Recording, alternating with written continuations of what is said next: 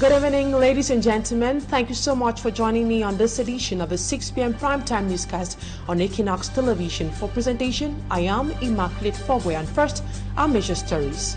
At least 2 persons have been killed along the Fishpond Hill in Banda, northwest region by suspected separatist fighters. The fighters reportedly shot a lorry that was transporting brewery products. Circumstances surrounding this attack will be explained in this edition of the news. And teachers, particularly those in the north region, expressed outright indignation from the utterances considered as derogatory from the regional delegate of secondary education. Speaking during the morning assembly at Government Technical High School, Tuburu, in the North region, the delegate in front of students and teachers promised firing any teacher who will be caught or reported to have beaten a student. And away from that, several Cameroonians in the diaspora are denouncing the fact that Elekam is yet to start registering potential voters out of the country. According to them, it is a way of silencing their voices and also manipulating the outcome of election results. Those are major stories. Stay with us for details and more.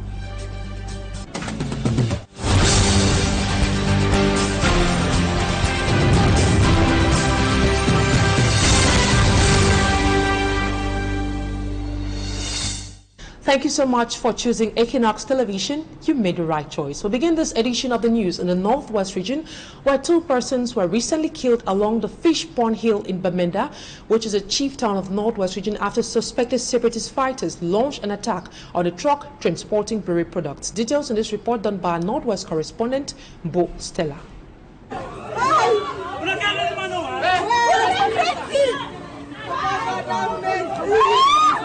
It was a scene of absolute horror as residents of Banda witnessed a violent attack that claimed the lives of 2 individuals. Witnesses recount the chaos that ensued as the truck driver was shot behind the steering wheel by gunmen believed to be separatists. From every indication, suspected separatists had laid ambush around the Brazzaville junction, waiting for a truck to come out of the brewery company. As soon as the driver stepped on the main road, he was shot while on the steering wheel. The vehicle then lost control, knocking down 1 person. The truck, with its driver incapacitated, careened out of control, leaving a trail of destruction. A business site was damaged as the truck plowed through the area along the Fishpond Hill in Banda. The community is in mourning, and there is a palpable sense of fear and anger among the residents. The incident has once again sparked outrage and renewed calls for an end to the violence that has plagued the region. Residents are demanding action from authorities to ensure the safety and security of the community. And we stay in Banda, but this time around, bus drivers in that part of the country became furious today after they were forced by administrative authorities to use the new road stretch to get down to Banda despite its bad state. In retaliation, the angry drivers decided to park their vehicles at the Governor's Junction while urging authorities to let them operate normally. Boostella in her report will show us the state of the new road that sparked this protest. The road leading from the Governor's Junction through the new road to downtown Banda has become a nightmare for commuters. Today, bus drivers returning from different parts of the country parked their buses at the Governor's Junction, protesting against using the stretch. We understand because the condition when they do the new road, you know, correct for me. We will suffer with the new road. We will broke tired and then if you on route en passe à direction, il fait tuer moto pour son pan j'avais that. 6:45 been stranded here at Up Station due to the fact that there is a prefectorial order which we've not seen that vehicles should not use the road they used to use. They should rather go through the new road. The new road stretch of road has been a sore spot for the community, with residents and drivers alike expressing frustrations over its sorry state. This road is really disturbing our transportation here, simply because in a week's time, at least 4 or 5 Cameroonians might get back here. And when they are back, they are parked. And when they are parked like that, there's no way for us to come and pass to transport other people. Speaking to the protesting drivers who had turned down directives from the security forces, the senior divisional officer for MESAM revealed it was a measure that will benefit the local population. When you are loading to go like this road, exceptionally, in that instruction of the governor,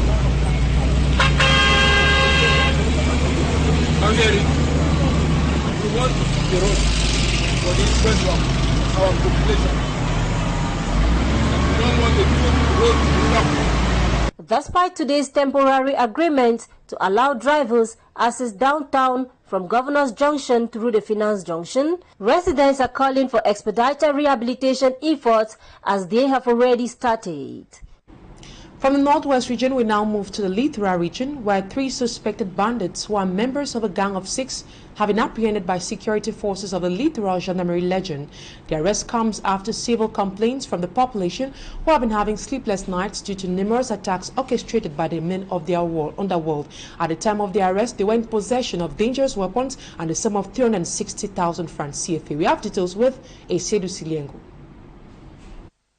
At the esplanade of the Littoral Gendarmerie Legion are 3 suspected bandits said to have been terrorizing business persons and bike riders in the region. After a series of complaints from the population via the number 1501, an investigation was launched by the chief of the anti-crime unit, Littoral region, where 3 out of the 6 suspects were picked up in the Dogpasi neighborhood. At the time of the arrest, they had in their possession 1 automatic pistol, 2 daggers, 2 motorcycles, 4 telephones, electronic devices, 3 power banks, 6 SIM cards, and the sum of 360,000 francs CFA.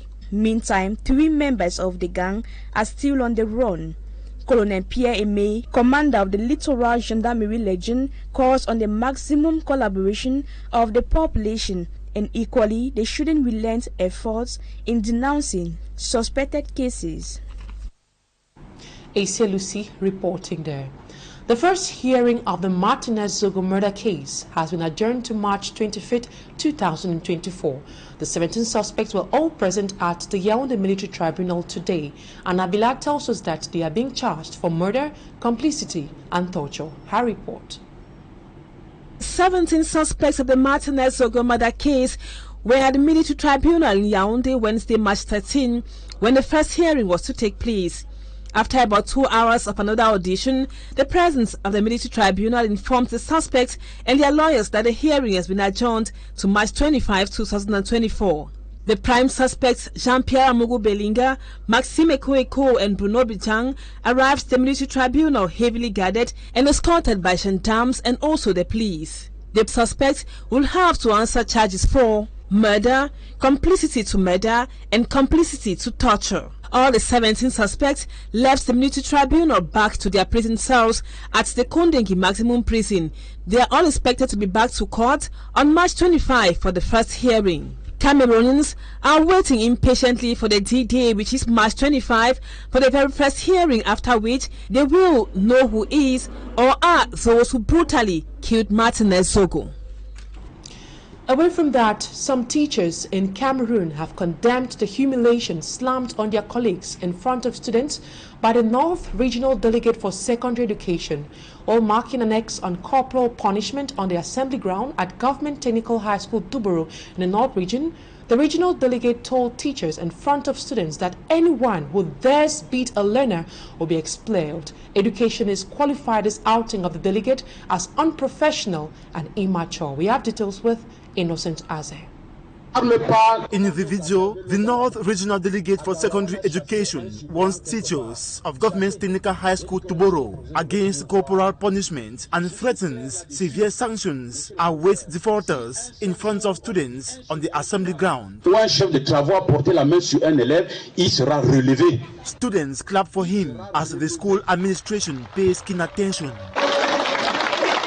Colleagues of these teachers in Cameroon express disappointment. What I don't find good is the fact that the delegate addresses important issues concerning students and teachers in front of the student. The word I can use to describe the delegate's behavior is unprofessional.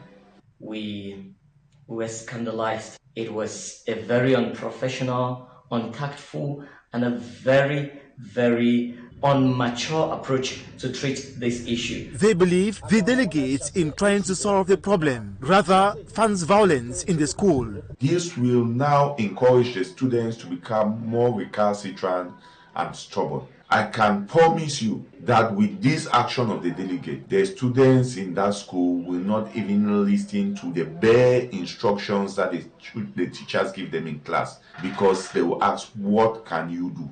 It tells you that the students have won a victory, they have won a battle, and after the going of the regional delegate, there shall be no law in that school. All teachers will be looked down by all learners. This situation will rather spur and encourage violence in the school milieu. Going by them, the delegate fumbled in his approach. We expected a more professional, a more ethical approach to solve issues of violence in the school milieu by the regional delegate. Discussing with the teachers in a confined setting, I could have called a meeting where I will give instruction and advice to the teachers on how to handle cases of indiscipline. These teachers expect the North Regional Delegate for Secondary Education to issue an apology letter to the school administration, while the Minister of Secondary Education calls him to order. Monsieur le Proviseur, si un seul...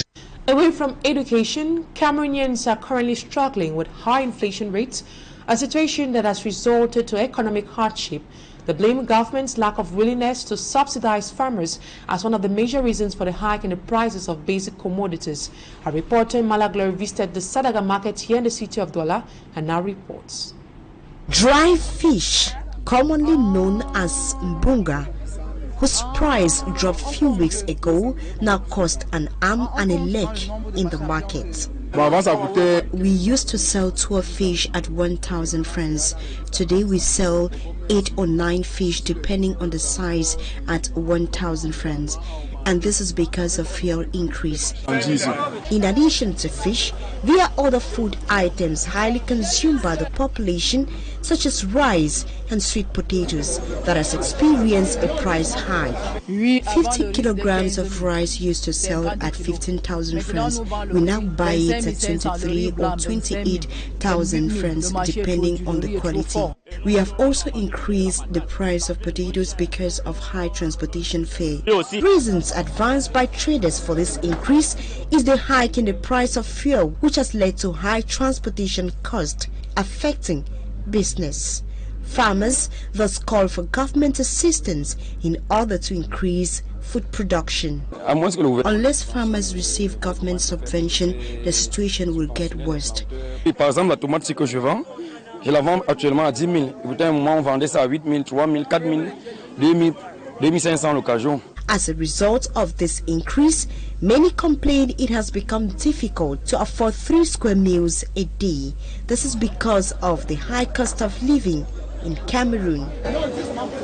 And over to religion, Muslim faithful in Kumba, southwest region, say high cost of living and the ongoing armed conflict is affecting them during this month of Ramadan. They have unanimously agreed to channel these challenges to Allah through prayers during this fasting period. Cedric Chakuto tells us more. Muslims in Kumba, the southwest region, face a lot of challenges as they embark on their fasting period during Ramadan amid ongoing armed conflict and the increase on the price of basic goods. The prices of the food have increased in the market. So that's the increase of the foodstuff. So I don't know if the government maybe along the line can make it easy for the Muslim of Kumba. I think I would be very happy, because what I encounter in my population here in Kumba, that's the Muslim community, that they are complaining about the increase of our prices. However, these difficulties have become a focal point for their prayers. We pray that peace will maintain, that is our two regions, that's the southwest and northwest, and in Cameroon in general. The Imam of Kumba, Mr. Naziru Ibrahim, calls on Muslims in Kumba to shun from deviant behavior during this period of repentance. The month of Ramadan is a holy month that each and every one of us have to abstain ourselves. That is from gossiping, that is hatred, jealousy, and so on and so forth. That is communication and the rest. You have to defend yourself from that. This year, as Muslims of the regions in conflict observe Ramadan, their prayers and fasting hold a deeper significance on the ongoing conflict and hardships. Onto something else, trucks transporting second-hand goods into the Douala 4 subdivision will henceforth be disinfected before they are opened. The decision was taken by the divisional officer Omar Michel during a gathering where the local authorities brainstormed on how they could stop the spread of bedbugs in Douala. Smaji Kangable reports.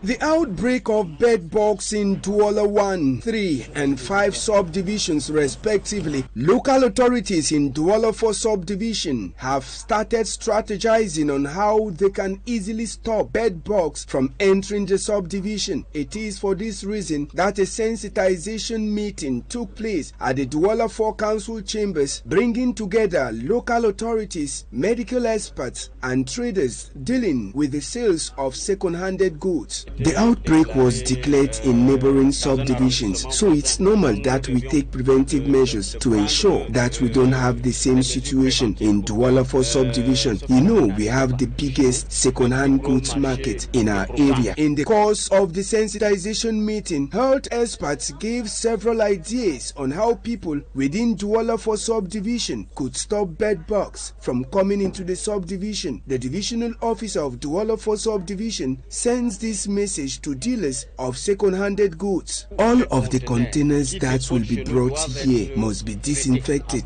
before it is opened. It's one of the most important decisions we've arrived at to prevent bedbugs from disturbing us. All of the vendors of second-hand goods are urged to respect this decision. Apart from disinfection, another Douala 4 inhabitant proposes this idea. I would have also advised that when you buy things from the Brocan, calm hot water, those that you can wash easily, hot water, very hot, and then wash. And then secondly, mattresses that you buy from there should dry them on hot sun. They don't like hot sun. When sun is coming, they run and go to places which are dark, so that they wait for the time that they will come out and only demonstrate by biting people. The outbreak of bedbugs started in Douala 1 and 3, but they are still to act, while Douala 5 is already working against bedbugs in their municipality.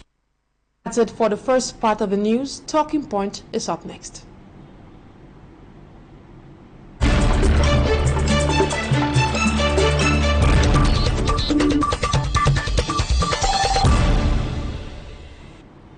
Tonight on Talking Point, I'll be receiving Joya Dalato. He's a teacher, and we're discussing about the recent utterances made by the Divisional Delegate for Secondary Education at Government Technical High School Tubero, a locality in the North region of Cameroon. Good evening, Joya Dalato. It is a pleasure having you on Talking Point tonight. The North Regional Delegate for Secondary Education, during his visit at GTHS Tubero in the North region, threatened to sack any discipline master or teacher who is seen beating any student in that school. He made a declaration in front of students and teachers at the assembly ground. What's your overall appraisal of this outing of the Divisional Delegate for Secondary Education?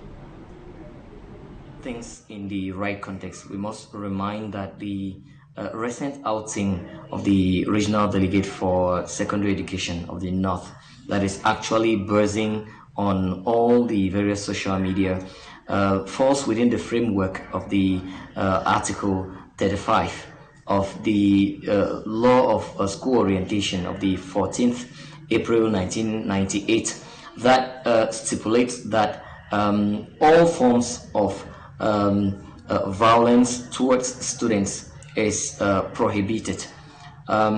We totally agree with the regional delegate in his move to stop violence in the school milieu, but we disagree with the way in which it is done, because we, as we visualize the video, we realize that the regional delegate do not master neither the way, the place, nor the time to do this type of interventions. He could have summoned an extraordinary General Assembly during which he could have talked in a more appropriate manner, in a more respectful manner to the staff of GTHS Tubero. During the letter, recently, the Minister of Secondary Education, Professor Pauline Nalova-Lyonga, sent out a communique which was prohibiting teachers from administering corporal punishment. Do you think the decision taken by the minister has fragilized the authority of teachers in Cameroon? Important to remind that Professor Nalova-Lyonga is not the author of this law prohibiting corporal punishment against learners, because this law came to birth with the law of school orientation of the 14th April 1998. So this law is old, of 26 years today. Now, Professor Nalova-Lyonga, in her letter dated 30th January 2023, was simply reminding teachers of the need to respect Article 35 of the Law of School Orientation of 1998. So now to the question, does these laws fragilize the teacher in front of the learners? I would say yes, because we are trying to copy from European models where violence against students is prohibited, but we copy badly, okay? Because in Europe, when these laws are passed, there are measures of accompanying these laws to ensure that the teacher, however, works in a safe environment that provides him with the necessary authority to maintain a sort of authority on top of the learner. And now in Cameroon, for example, when these laws are passed and regional delegates humiliate teachers in front of students, it is very dangerous, because students have the feeling that they are in a no-law school where they are free to do everything, and the teachers are unarmed to face this type of situations. Here at Equinoxe Television, we have reported several cases of students stabbing their teachers for the past years. Juvenile delinquency seems to be on the rise in school milieus. What accounts for the rise, and what could be done to remedy the situation? Yes, undoubtedly, the recent years has recorded an unseen number or level of violence in the school environment. And curiously, teachers are rather the victims in most of these cases. In so many cases, teachers have been stabbed or killed with other forms of weapons in the school environment, and this is very sad. The most recent and most popular case was that of this poor Johnny Chakunte, a teacher who had just left the teacher training college just less than 1 year before his unfortunate accident or aggression by his student that led to his death, unfortunately. Now, the reasons that favor this escalation of violence in the school milieu abound. You have, for example, the propagation of the social media, through which learners are exposed to all forms of violence that they learn from various sources. Added to this, you have the consumption of drugs that is that seriously contributes to the rise of violence in the school milieu. When students consume drugs, they are totally inhuman and rather ready to carry out acts that are unthinkable. Now, to the question, what could be done to put an end to this situation, we think that the Ministry of Secondary Education should see into it that teachers benefit from laws too that protect them from violence violence coming from students. It is true, Madam the Minister has been reminding teachers of the need to avoid carrying out acts of violence vis-a-vis students, but we think that Madam the Minister should equally come out to remind students in public and official communiques that all forms of violence towards teachers too are prohibited. And I think other measures should be carried out to protect teachers. And that is why we in the Correct the teachers organization, trade union, we believe that it is high time government organizes the National Education Forum, wherein we intend to propose innovative and proactive and efficient measures to completely stop violence in the school milieu. Now that teachers are not permitted to beat students on campus, what other strategies have schools adopted with this situation right now? Rather unfortunate that the law of orientation of April 1998 that prohibits all forms of corporal punishment against students do not go forward to propose legal punishments that teachers could carry out vis-a-vis students who go against school rules. However, different schools have in their school regulations different forms of punishments that respect the Article 35 of the law of orientation. Now, faced with the situation where students will not always be very obedient, nor always on the side of the law, teachers are obliged to explore various forms of legal punishments that could be inflicted. For example, in some schools, students are retained after classes in the library to carry out some forms of assignments. In some extreme cases, the parents of the concerned students are summoned to the school, and in the very high or the most unacceptable situations, dismissal is passed against these types of students. Jia Dalatu, thank you so much for being part of Talking Point tonight. And that's what put an end to today's edition of the 6 p.m. primetime newscast on Equinoxe Television. Thank you, ladies and gentlemen, for your keen attention. Stay in the company of more interesting programs on ETV.